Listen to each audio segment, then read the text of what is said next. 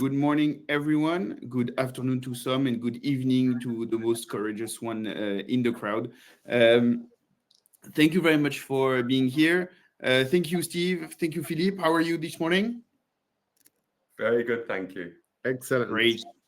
We're pretty excited to have you both here in this webinar. So the topic is rather interesting, and this topic came from a meeting from both of you at the Fraud and Insurance Security Group from the GSM Association that happened in France a few weeks back.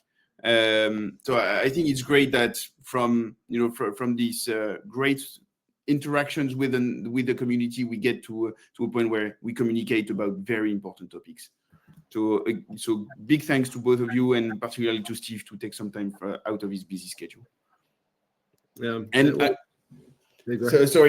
Just one thing that I wanted to thank is I want to thank the support of the GSM Association in broadcasting and communicating about this. It's an important topic, and we've had amazing support. So thank you to everyone involved. Yeah, no, very much so. Special thanks. I'll call him out to David Maxwell, who's collaborated on the slides. And yeah, I was thinking when I went to the south of France, the weather would be the happiest memory, but actually it was a particular conversation with Philippe that really is my main memory taking away from that meeting. So it was fantastic, and it's great to be here. Thank you. Very nice. Anyway, I think what we are doing here on the GT Leasing is really a key aspect of ensuring a good security on the signaling networks. And this requires voluntary participation from a lot of people. So as we are going to see, it's quite important that there's a lot of outreach, and as much as P1 security can help, we'll help as much as possible. Look, something I'll be saying when we start the webinar, for everyone who's joining now, we're just burning up some minutes whilst we wait for people to join, but we want to make it useful, and it's a way for you to get to know us a little bit better. Look, the reality is the take-up of the code of conduct has not been as we desired. It's not necessarily a surprise, but that does not mean it's a waste of time or a disaster. And I certainly believe, and this was endorsed at the last Fraud and Security Group meeting of the GSM Association, that we set standards. We've now set a bar, we've raised the bar to a certain level, and bad actors, whether they're within the industry or using the industry, they'll carry on as is. But people that were able to turn a blind eye in the past, they had suspicions, but I'm not so sure. Now they have standards they know they need to adhere to, even if they don't sign up to the code publicly. And I get lots of questions from people asking me about, can I do this? Can I do that? So I know full well a lot has changed, even if people are not publicly making that statement just yet. Yeah, exactly. So Pierre, when do you want to start? I was about to introduce a couple of logistics points, and I think we can have you start the conversation. Great intro from Steve. So just as per logistics.com, we will please share your questions. It's a very specific topic to all of you. We have MNOs, regulators, vendors, consulting companies joining us from all around the world this morning. We have quite a lot of people joining, which is great. But please share your questions in the public chat. We will take those questions, and Philippe and Steve will take those questions at the end of the webinar. And I think this is the important part will be the content and the discussion from our two experts. The agenda for this morning, we should be finished by 11 a.m. CET, so Central Europe time. And we will start with very quick introduction. Then Steve will guide us on the GSMA Code of Conduct, what both status, definition, and how does it work for security researchers like ourselves. Philippe will then bring his perspective on how does it work for telecom environments, and finally have a quick wrap up and look into what's ahead for GT Leasing, and there is not only GT Leasing obviously that the task force is looking for. So as way of introduction, I mentioned the task force. Steven Ornadel is the chairman of the a GT Leasing task force dedicated to those topics within the GSM association, and is handling his time also with his senior consultant position with Symmetry Solutions. On the other side is Philippe is the founder and CEO of P1 Security, consequently my boss, and he's a security researcher for the last 30 years, serial entrepreneur in all things cybersecurity. So very much very expert in all those topics. And why do we felt it was interesting to share our point of view is obviously we are not the only one in the market, but we are rather experienced in this topic. We are an offensive security company dedicated to securing telecom critical infrastructure. This has been our mandate and Philippe's vision since the last 15 years. And we are 25 trying our best to audit, recommend, so vulnerability assessment and pen testing for telecom protocols, including IT-based like 5G. We have some pieces of software around detection and monitoring of vulnerabilities and some training for telecom security purposes. So we are very happy to have the opportunity to discuss this important topic and how hopefully this could be interesting to all of you to understand how we approach GT Leasing from a security standpoint. But to start with, let's take a step back and understand what is GT Leasing, what is the GSM Association doing about it, what is the code of conduct, and for that, Steve, I leave the floor to you. Thank you very much, Pierre. So I'm going to start with a slide that I've actually used before. In fact, I used it at Mobile World Congress last year. And the reason I'm going to use this slide and the quote is because it's so impactful and it's simply the truth of what GT Leasing can lead to. Now, the QR code and the URL will take you to the article itself, but I will read out the quote now. A day before he was shot dead, getting into his car outside his home in Chilpancingo, the capital of the southern Mexican state of Guerrero, journalist Fredid Roman's phone number was silently pinged in an attempt to geolocate the reporter using a loophole in the mobile phone system. So to simplify that, the day before he was murdered and he was assassinated, a query was conducted using the mobile network, the SS7 network, that required a leased global title. So when we talk about global titles and what the consequences can be of leasing global titles, in the worst case, it's the death of an innocent citizen, not just a citizen, but an investigative journalist. I think we'd all agree that's absolutely unacceptable. So what is it that we're talking about today? And I wanted to introduce the topic to you.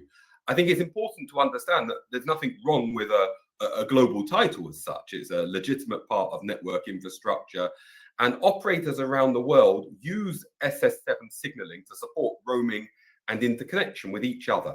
Okay. And each network element or node that they have has an address. And that address is a global title. It looks just like a phone number. Now, where things have gone, let's say, wrong is whilst the global title is absolutely legitimate, in the past, they were leased out to third parties. And they were leased out to third parties without the consent of those roaming and interconnection partners. So if I connect with a network, I have a relationship and trust with them. I'm not expecting them to secretly give access to third parties who can then imitate them. Okay, and that's what's happened. It's enabled by international transit carriers who allow the routing to take place. And what we see is those GTs can be used to send malicious signaling. That may be geolocating somebody. And you might think, well, geolocating someone's not that significant. Well, I just gave you an example where it helped result in their murder. Theft of SMS, one-time passwords, interception of phone calls, etc., etc. All of this is happening whilst the operator that's receiving these messages thinks it's coming from their trusted partner. And that's the real issue.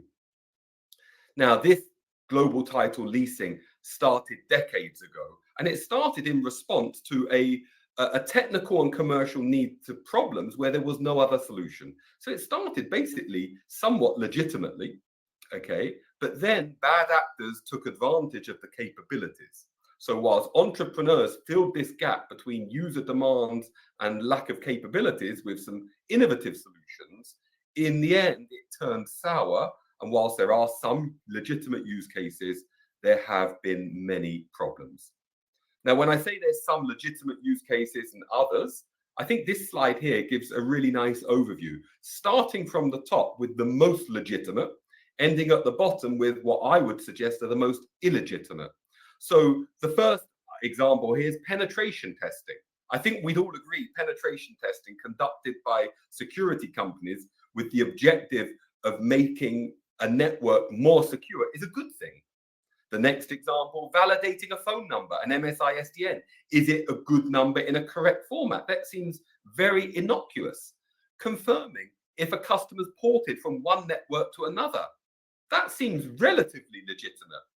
But already when we get to maybe number 4, confirming if a subscriber is active on a network, which is useful for delivering SMS, already that's hinging on privacy breaches. You know, as a subscriber, I may not want anyone in the world to know whether I'm using my phone actively. There's some roaming enablement services.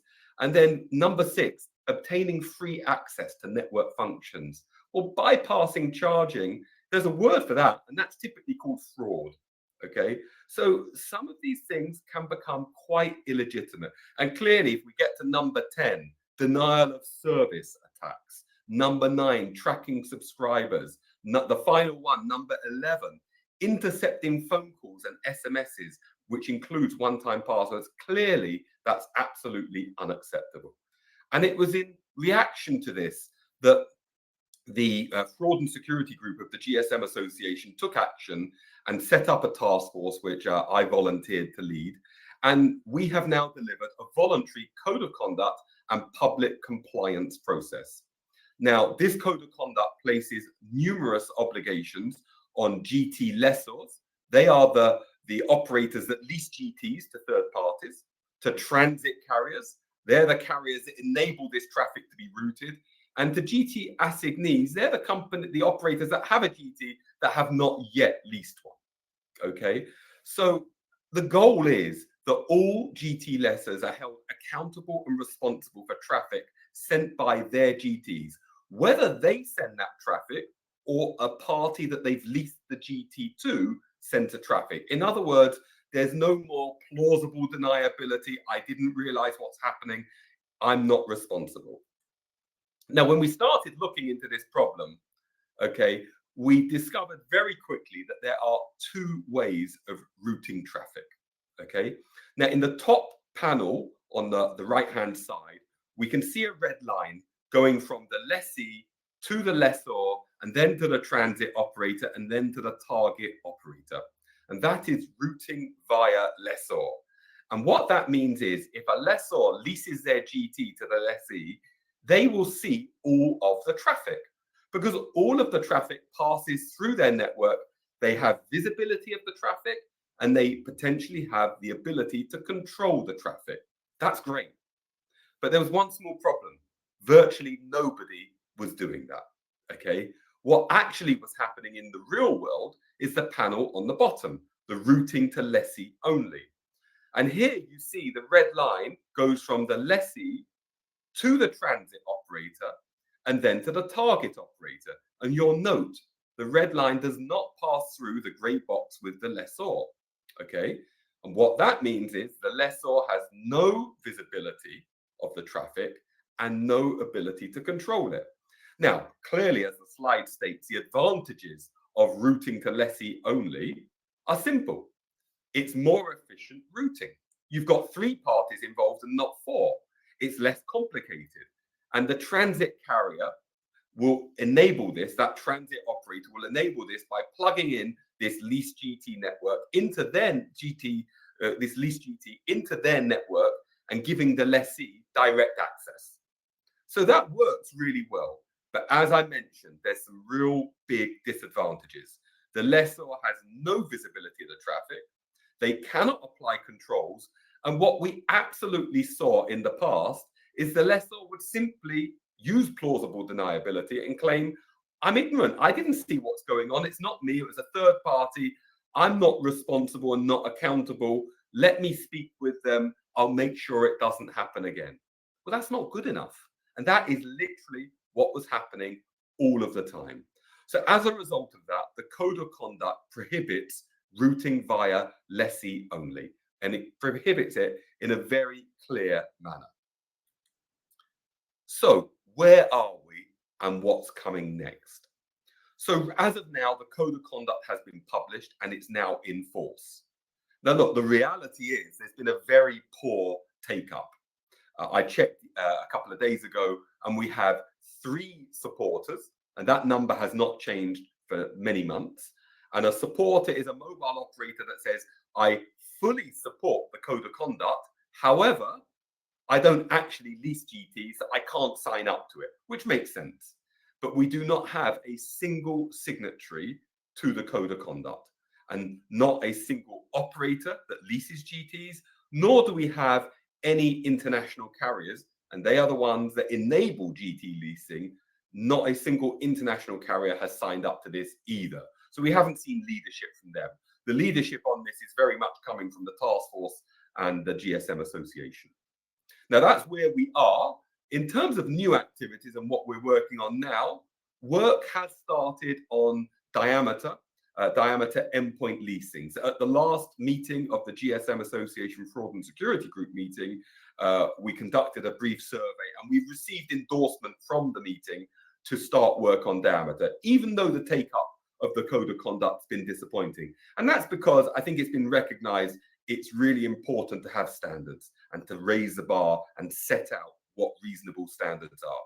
So at the moment, we're analyzing the problem and the status of the market. Once we've done that, we will update the code of conduct if required to address the problem. Now, one particular item of interest that is indirectly addressed in the code of conduct is penetration testing. It is specifically mentioned.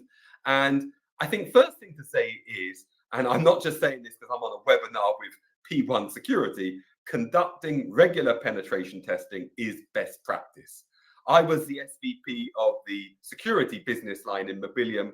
I promise you, I told all of our customers and I told all of our prospects they should conduct regular penetration testing. I felt we had nothing to hide as a provider of firewalls if our customers had them tested. We wanted our customers to have confidence in our software. And they did. Many of them did, but not enough of them did. Now, what we now know about security companies that conduct these vulnerability assessments is that they mostly use lease GTs. Now, in fact, I personally thought all of them used lease GTs. And it was only when I met Phil at the meeting in France that I discovered there was an exception, which is P1 Security. Now, what the Code of Conduct says is that the GSMA strongly advises that GT leasing should not be used. And it continues, in each case, solutions could have been deployed without the use of GT leasing. And then it has some bullet points giving examples. And it says, penetration testing. Security companies that engage in external penetration testing require access to global titles to execute their tests. But note, it doesn't say they must have access to lease GTs. So where we are with the Code of Conduct is that it is permitted to lease the GT for penetration testing. It's not banned, but it's definitely not best practice, okay? And so an operator that is leasing GTs, they are allowed to lease GTs to a security company, albeit they should be complying with the Code of Conduct, and there are many provisions that they need to comply with. However, there most definitely are issues, and we'll be exploring that shortly, and I'll leave that to Philippe to talk us through. Now, before I do that, I do want to highlight, given that I'm here representing the GSM Association, there is one specific permanent reference document dealing with security testing, and that's for the guidelines for independent remote interconnect security testing. This is where testing is conducted remotely where a security company has not actually been hired by the target network. It's typically, let's call it a form of anonymous remote execution of tests. And now there is some guidelines on that. And I note that that document does not actually reference leased GTs at all, because it was written 6 years before the code of conduct was published. So that probably needs review. Now, before I hand over to Phil, I've got 2 more slides I want to cover. And actually, they're relating to a consultation by Ofcom. Now, Ofcom is the United Kingdom telecoms regulator, and they regulate the United Kingdom of Great Britain and Northern Ireland. Now, I'm not normally so specific because the British ecosystem is quite unusual. We have the Channel Islands and we have the Isle of Man. Now, Ofcom does not regulate those jurisdictions. However, they certainly have some kind of informal influence. And in this document, they do cover both the United Kingdom and the wider use of +44 numbering resources, which is the Channel Islands and Isle of Man. So they very much do address those issues. Now, the first thing to say is the consultation period has closed. So, we expect to get Ofcom's feedback later this year. Now, Ofcom proposed banning GT leasing completely, other than 2 specific exemptions. And that's relating to operators using their own numbers for intragroup services, but they may lease them from one operator within a group to another operator within a group, or another business within a group for hosted services. And likewise for suppliers that use a GT from their customer, again, for hosted services. And that seems very reasonable and sensible exemption. Now, in Ofcom's document, they actually proposed totally banning GTs for penetration testing. And I'll look at that in more detail on the next slide. Okay. And they say that testing should only be conducted against test networks with a direct connection, meaning you don't need to lease a GT. The consultation responses have been published, and we might have time to look at some of those later in summary. Now, I've got the cover page of this consultation here. If you look below the image of the cover page, you have the URL, which takes you to the actual consultation document, and also to all the responses, the redacted responses that are now published. Now, what I want to share with you is this extract that's directly relevant to penetration testing. And I'll focus on the words that I have made in bold. So Ofcom's looked and considered penetration testing and considered whether to allow a limited exemption for this. But they saw that the risk is any exemption could create loopholes and enable bad actors to send malicious traffic. Okay, now that concern I think is very reasonable. As soon as you make any exemption, you potentially open a back door. However, where I definitely had concerns, and in fact, I helped write one of the responses from XConnect, you may see, and in that response, you'll be able to see that a concern was raised about Ofcom's proposal, because Ofcom's proposal was that they thought that the penetration testing could be conducted using alternative means that do not rely upon GTs to directly access an operator's test network. In other words, no use of GTs, no testing of the live network, okay, and only testing of the actual laboratory network.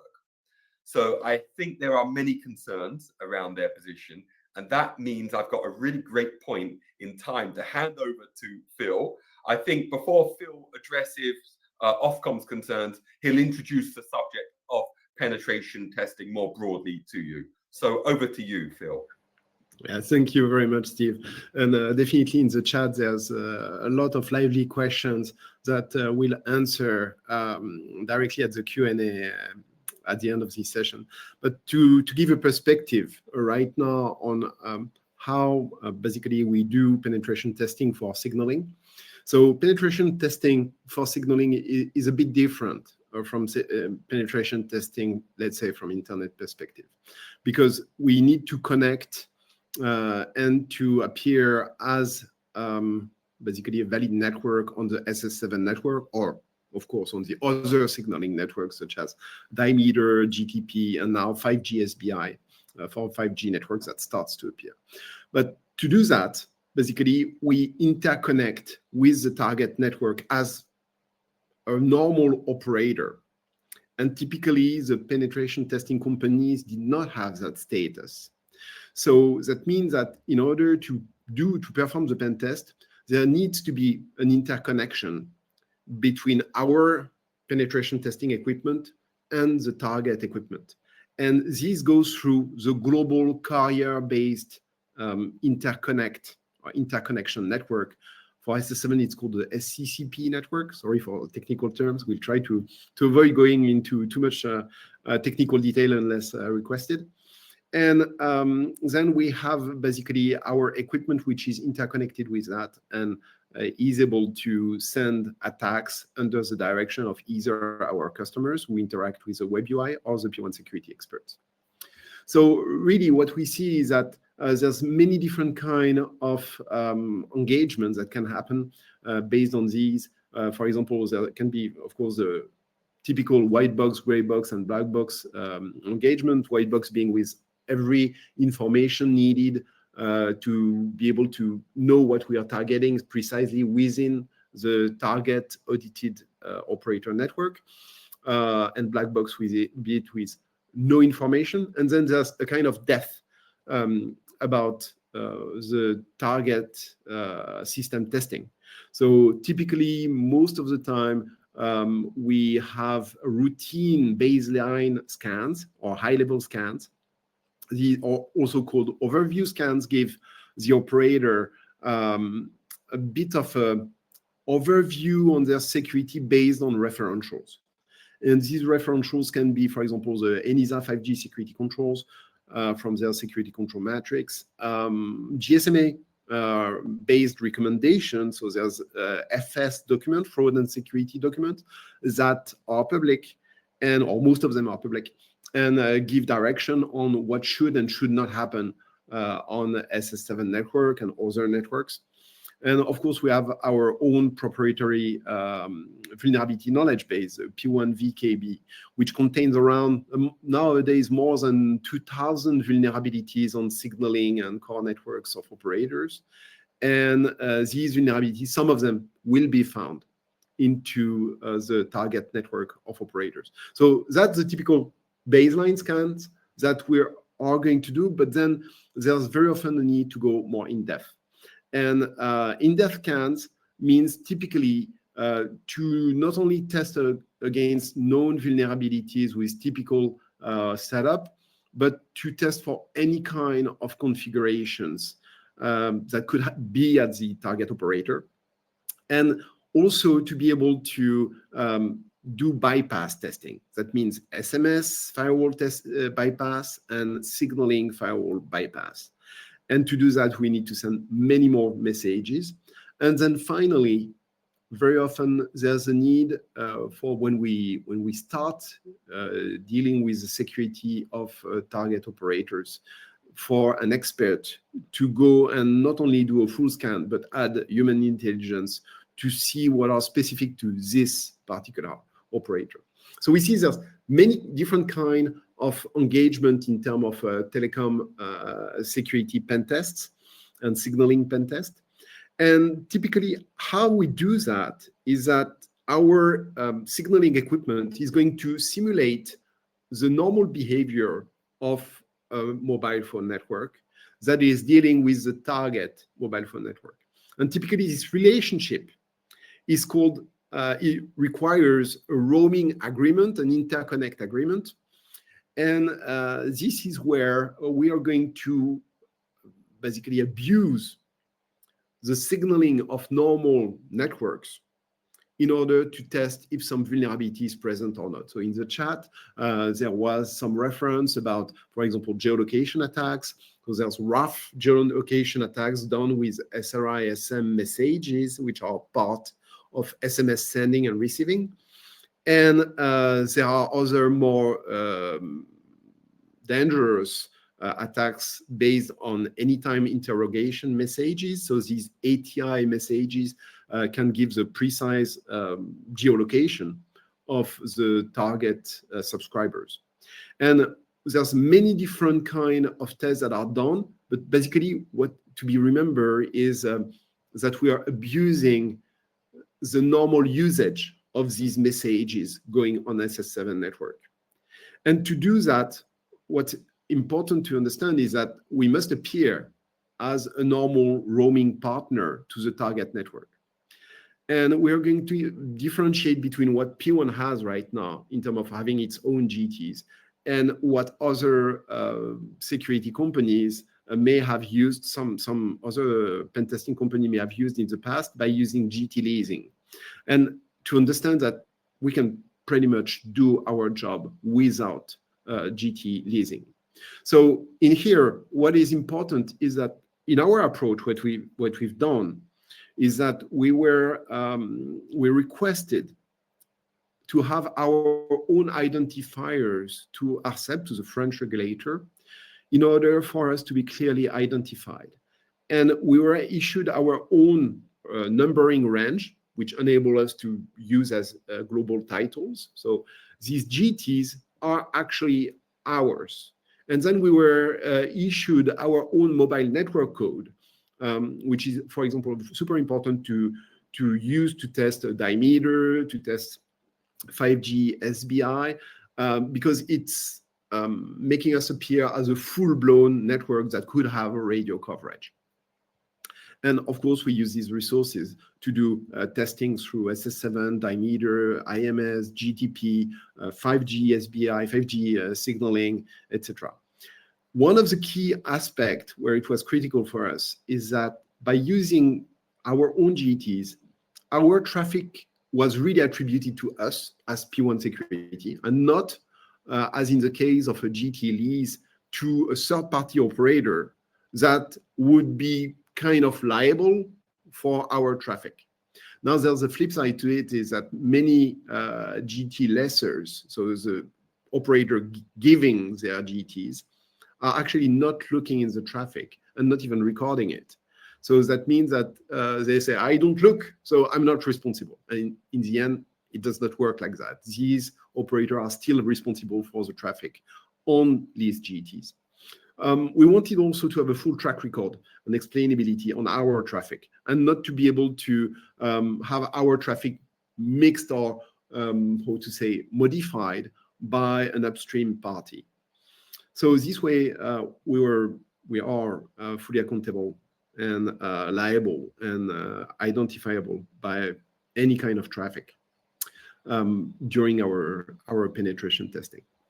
So it turns into, why is it really bad to use lease GTs for penetration testing or other stuff? The biggest problem here is that lease GTs were used in the past by pen testers and by bad actors. That means that it fuzzies and gives some fog and uncertainty on some traffic. Also, more importantly, the GTs that a pen testing company may be using today may have been used in the past by a bad actor doing, for example, privacy invasive attacks or critical infrastructure attacks. Or it could be used later after the pen test, which is potentially even worse, because then the target operator may have said, oh yeah, I'm whitelisting your GT to do a pen test. And then, you know, that happens very often. Firewall rules then gets forgotten, and this GT has greater privilege than previously. And this is especially the case when during a pen test, you want to test a special kind of roaming partner setup. So that's very often the case when an operator group has subsidiaries and wants to enable these subsidiaries to let some of the subscriber have additional services. So having basically added privilege or to inherit a good or bad reputation affects, of course, the result of a pen test, but also may affect the security of the targeted or tested operator. Now, if we look at our interactions with Ofcom, it was very interesting because at the beginning there was a general idea that it was important to test the testbed network. So that is the networks that are not production, that are just here to make sure that everything works correctly. But we clearly indicated that we needed also all the time to be able to test live production networks. That means non-testbed networks. And that was a bit of maybe a surprise to some actors, is that yes, the production networks are usually less secure than the testbed networks. And I may have to repeat that again because it's not straightforward for many people. Why would production networks, or what needs to be more secure, in effect, less secure usually? And it boils down to having to make the production network work. And very often there's changes in the production network, which is which are not tested on the testbed network.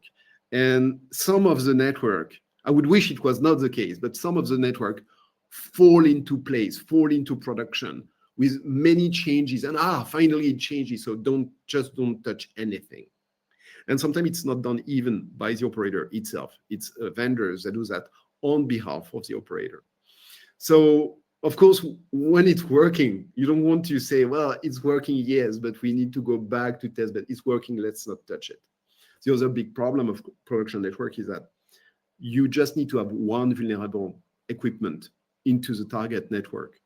And the scale of testing is much bigger on production networks.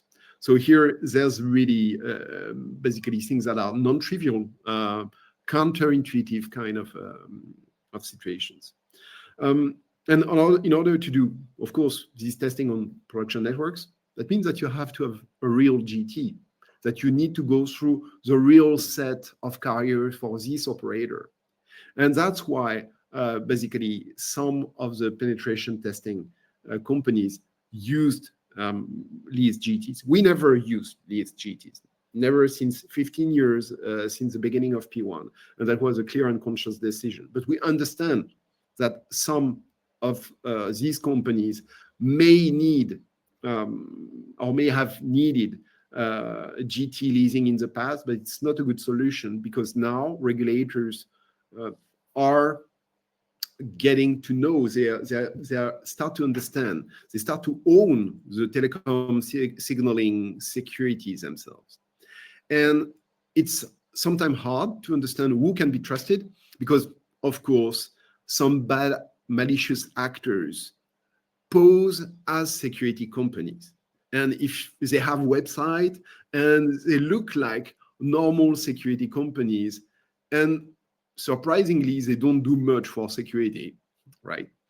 And then there's a need to vet and really assess if the company requesting its own GTs and own numbering resources is actually really a security company.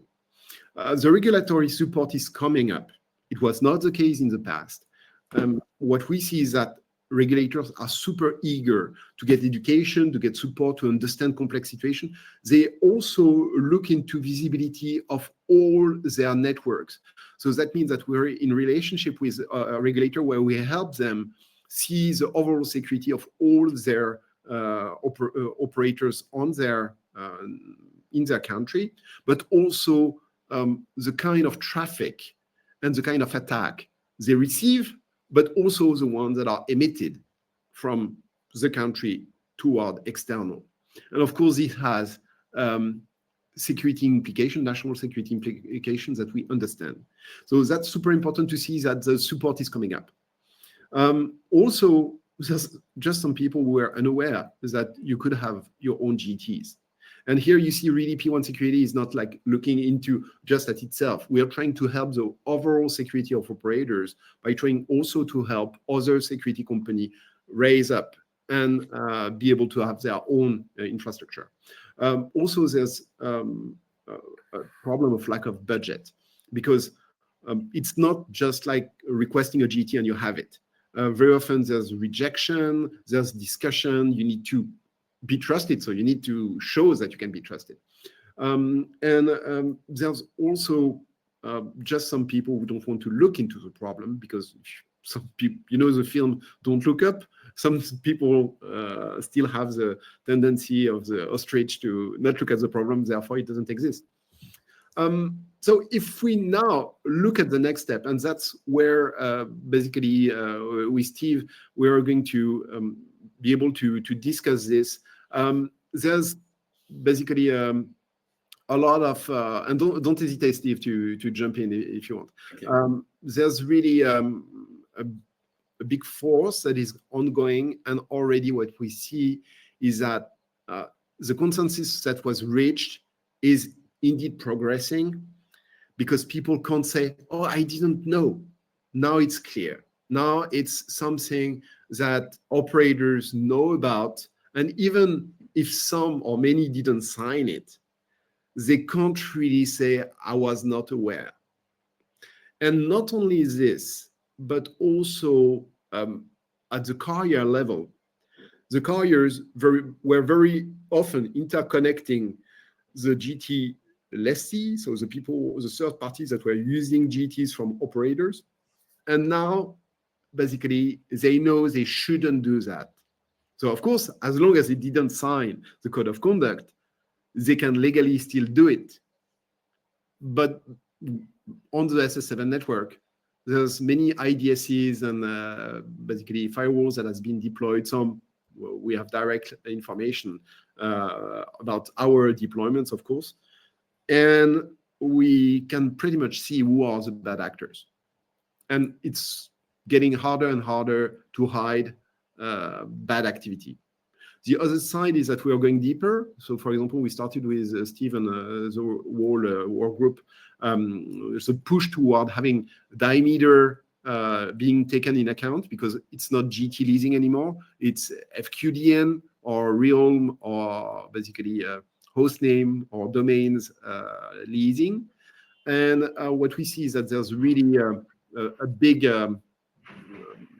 push toward having more participant, more involvement, and people are starting to care, just simply. Steve, do you want to go on this? Yeah, I'm happy to jump in here. But before I do, you know, there's something you said earlier, and I was smiling. Actually, there's three different things, and hopefully I can share my stories from all of them. Look, the first one is when we talk about test networks, the importance of testing live networks and test networks. Look, if you ask your children to do their homework, your children will say, yes, Daddy, I'll do it. I'll be a good boy or good girl. Yeah. And I promise you, if you sit in the room with them, they will be doing their homework. They'll be fidgeting, they'll be uncomfortable, but they will do it. And that's because they're under supervision and careful control. That's a test network. But in the real world, your children are not sat next to you all the time. They'll be in their bedroom, and they will have devices, and they will have games, and they will have anything other than homework. And that's the live network. The live network is free, okay? It's real, and it's complicated. Children are complicated, right? They're not complicated when you're sat directly controlling them, but that's not the real world. And an example of the complexity of a live network compared to a test network is you've got hundreds of roaming partners that you would need to configure and emulate, multiple points of interconnection, and then many, many exemptions. For example, MVNOs, IoT customers, all of those will probably be treated differently with different routing and handling of the traffic. I don't think anyone can build a test network to emulate that exactly, not even close. Now, I think the message you've given earlier is not to say don't test networks. Absolutely, every operator should have a test network. Sadly, I can tell you When I was selling firewalls, many operators did not have test networks. In fact, that's a concern raised by Shaw Guernsey in their response, which I'll talk about in a second on this slide. They raised the concern not every operator has a test network. So that's one thing. But even though you should test a test network, you absolutely must, and I use that word clearly, must test a live network. And the only way to test that live network, in my opinion, is replicating what happens in the real world, which is a test conducted over the live SS7 network using SCCP, as you mentioned earlier, Phil. And, that means using a GT. But there is an option about the GT. As you've illustrated, you can use your own GT. Sure, you'll need to find a regulator that's willing to issue a GT.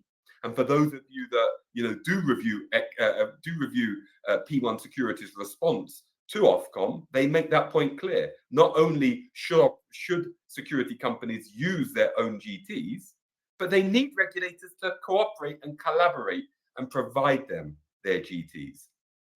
Now, looking at the content of this slide, yes, there's 19 responses when I checked.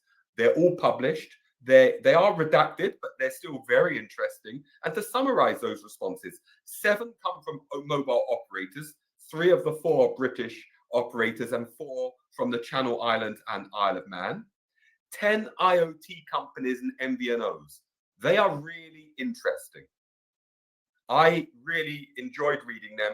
I think Ofcom's going to have their hands full because those guys have specific needs and they very legitimately, I would suggest, depend upon leased GTs. One example, Cubic Telecom, they use leased GTs to support e-call, emergency calling from cars. Now, that's critical. That's potentially life-saving. So it's a challenging issue. 3 trade associations, not unfortunately the international carriers, but 3 other trade associations, one of which MVNO Europe say we're concerned about the impacts on MVNOs. Now, in the consultation, in the Ofcom statement, they said they had no concerns about MVNOs because when they'd surveyed British operators, no concerns were raised. I think now that their draft statement was published, lots of concerns have since come up. 2 providers of HLR queries have responded. So I was actually involved in writing one of those, and the other one certainly made me smile. And 1 security company only, which is P1 Security. And I think P1 Security's response really is the way to go. When I met Phil at the FASG in France late last year, and he told me, I said, Phil, you must respond to the Ofcom consultation. This is critical. It's not about P1 Security is better than the other security companies. Not because of that. It's because Ofcom may not even be aware of the possibility. And I would love that Ofcom start issuing GTs to bona fide security companies. Now, Ofcom originally said their statement will come out in Q1. I suspect it might take a little longer.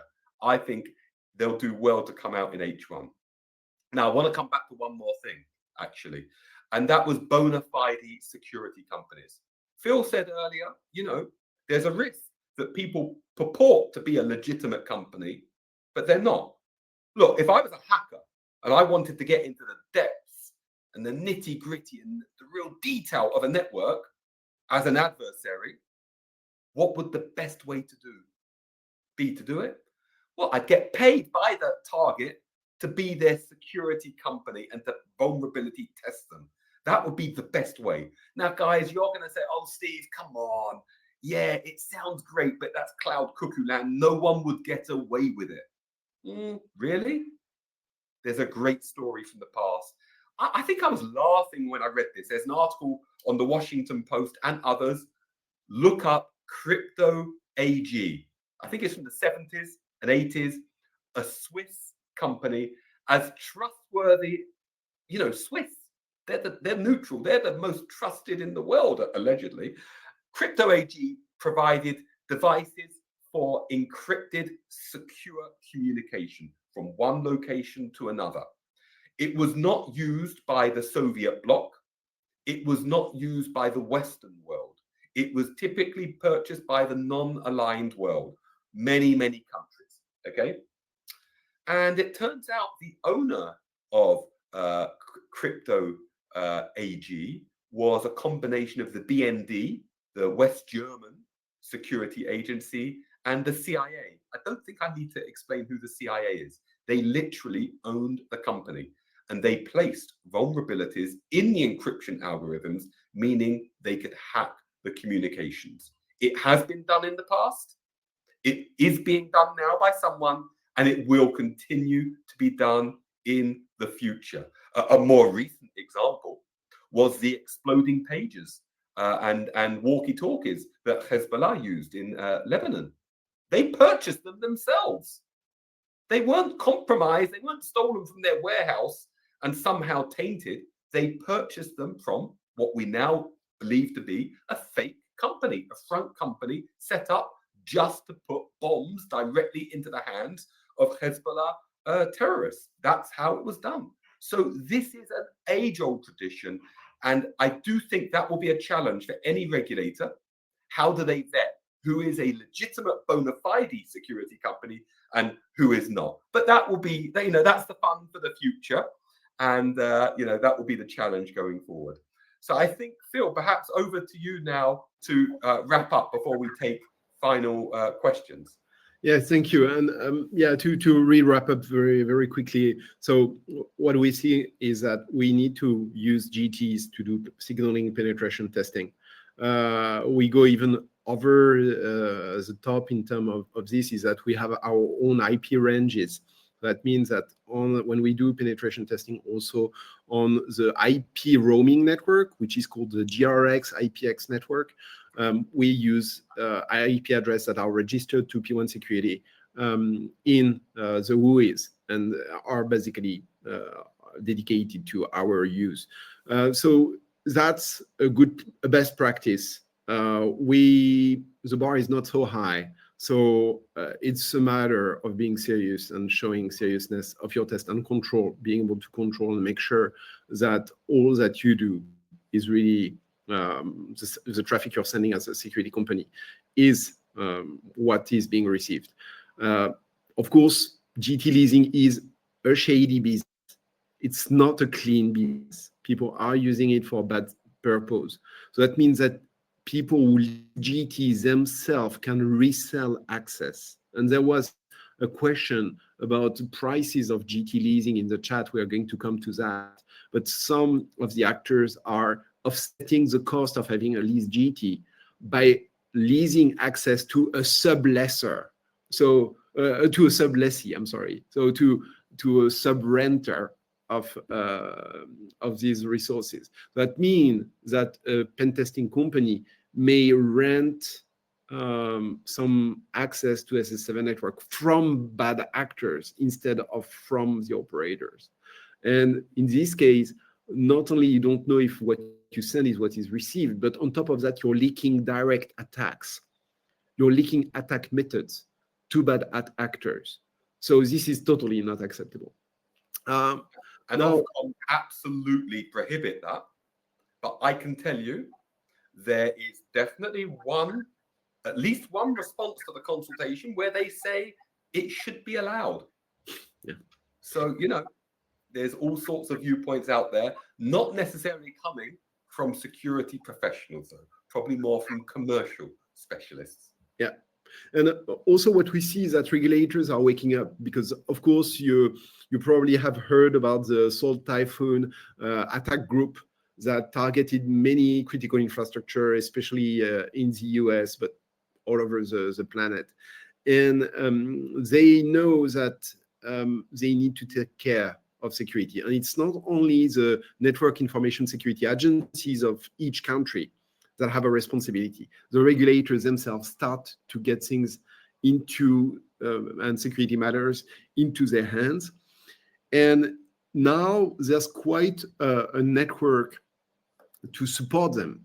So when they wake up, they can get training, they can get assessment, a nationwide assessment. I mean, we've been doing that since 2014 on multiple countries, and since 2010 on operators.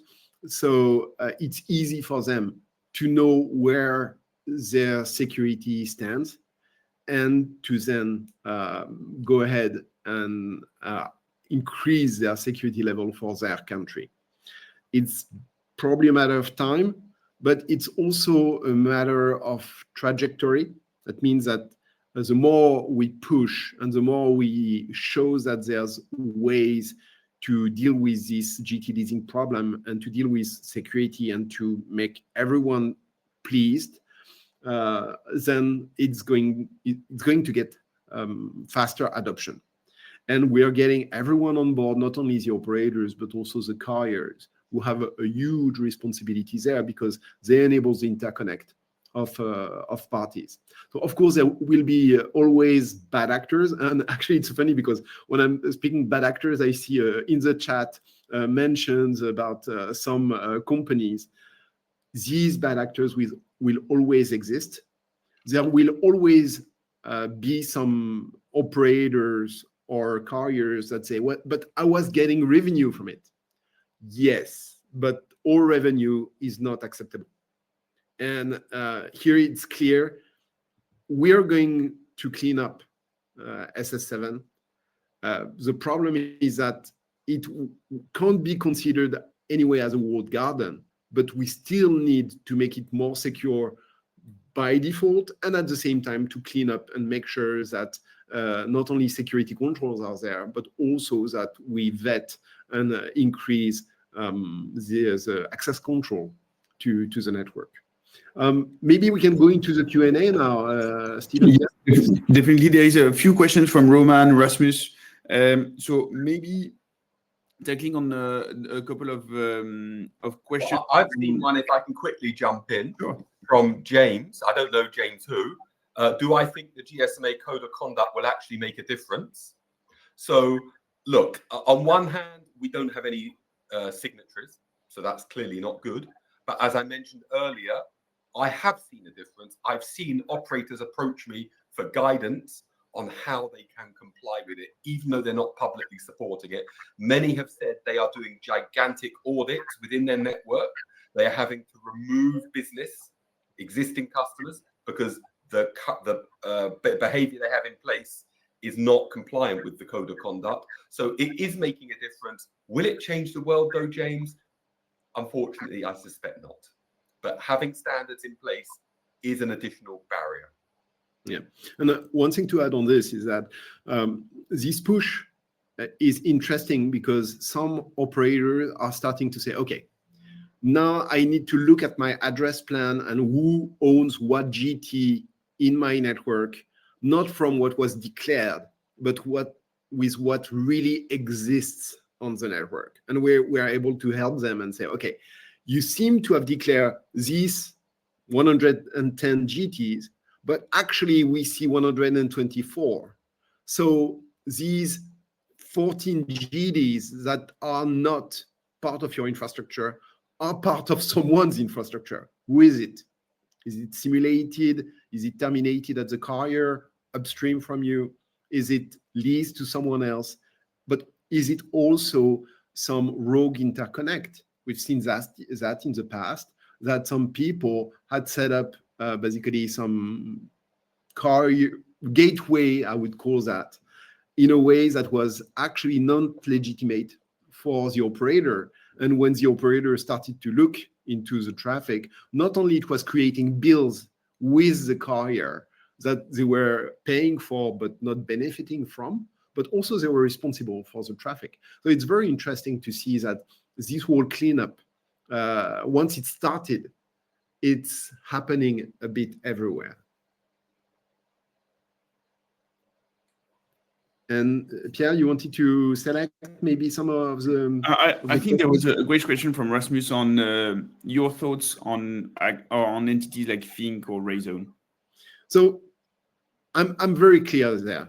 There are definitely some really bad actors in the domain. Of course, we don't want to be too much finger pointing. We don't want to give them the opportunity to sue for libel or this kind of stuff. But these bad actors are well known, and some were listed in here.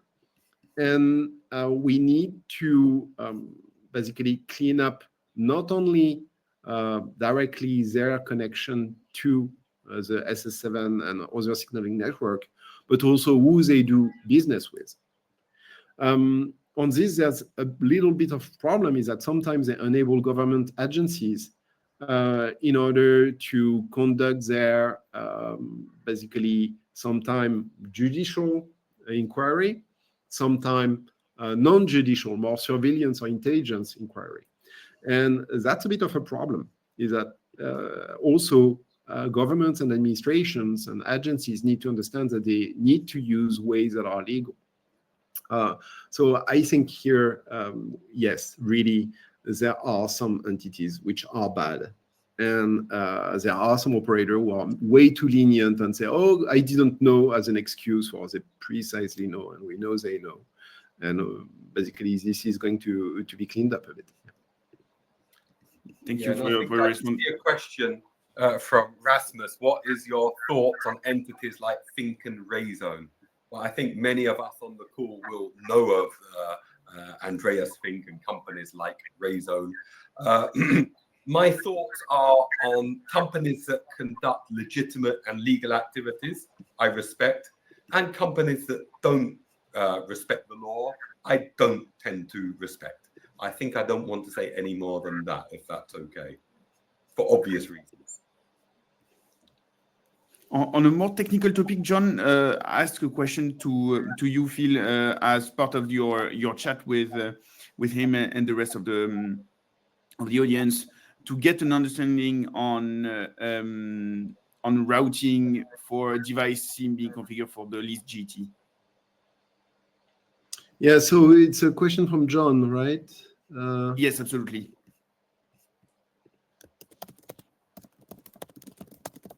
So actually, when you're sending SMS, you absolutely don't need these GTs. There's basically nothing like a requirement that says, okay, you absolutely need that. There are basically some cases where leased GTs or leased IMSIs could enable what is called sponsored roaming. Very often, this thing is very temporary. The problem is that there's some people rely on having this system for a long time outside of the temporary period. And I would say here, on top of that, most of the caveat or exceptions that are mentioned by Ofcom cover this and would enable, for example, intra-group cases where this is really when it's useful. Where basically, I don't even consider that leased GTs, because when it's intra-group, for me, it's just group usage. And it's very different, because it's super handy to say, oh, but you must have leased GTs in such case. Yeah, but such case is very precise and actually is not considered, in my view, a leased GT, because it's within the same company, within the same company group. So I think there's a bit of a usage of the excuse in order to have some malicious or hostile practice be accepted. And to me, that's, that's just, how to call that, psychological operation, psyops, in order to make you believe these are absolutely needed and the world is going to crumble to death if we don't have GT leasing. No, absolutely not. Look, Phil, on that one, I think it's quite clear from the Ofcom consultation, and we'll see what comes out of it. I think everybody understands that roaming enabling solutions are good. Okay, they fix a problem, but they were designed in a world where there were no controls. It was just pure innovation, and they did not have security in mind at all. And there's a good business case to roaming enablement solutions, but what will happen is now, in order to comply, they will need to be re-architected. That's not the end of the world. That's not impossible.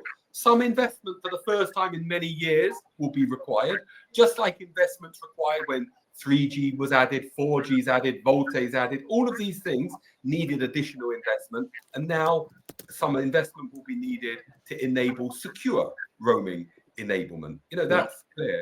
You know, I know we're over time, but I can see we still have people here. So I'm going to take the liberty of sharing another anecdote. I love my analogies. I was in Northern Ireland last year, and I was in the car with a friend, and he looked at the car in front of me and he said, "Steve, that's an undercover police car."